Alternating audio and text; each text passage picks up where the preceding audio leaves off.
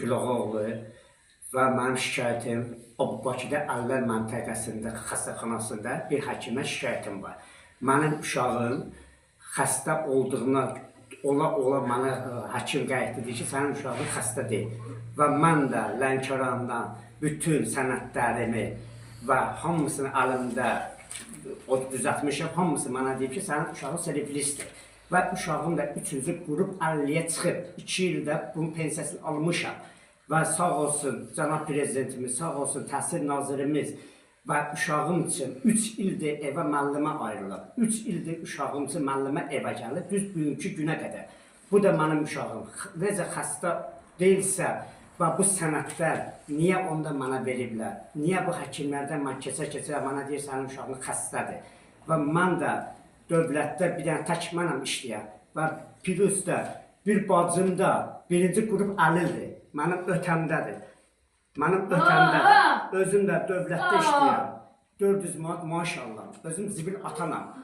Mən necə bu həkimlərə, bu həkim mənə necə bu sənədlərimə baxmaya və məni eşitməyə, mənə deyir, sənin uşağın sağlamdır. Yaxşı, bu uşağım sağlamdırsa, mən bu həkimlər niyə onda bu kağızları mənə verib və kağızlara mənə verib? Niyə mən bu sabezdən bu kağızı almışam? Uşağın bu da kağızım. Uşağın pensiyaya çıxıb. Hələ də bu sənədlər mənim əlimdədir. İndi çalışıram, təzədən düzəldim uşağımın sənədi. Getmişəm, məni yönəldiblər necə deyək, Bakı Əllər xəstəxana məntəqəsindən getmişəm, yaxınlaşmışam həkimə. Həkim uşağımı oturub kompüter qabağında, uşağıma deyir, get o başa, gəl bu başa. Ondan sonra mənə deyir ki, götür sənədlərimi, sənin uşağın xəstə deyil. Xəstə deyil. Bu da mənim uşağım. O da mənim bacımdır.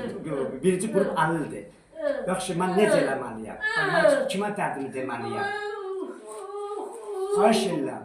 Cənab prezidentimizdən, xahiş edirəm. Mehriban xanımdan, xahiş edirəm.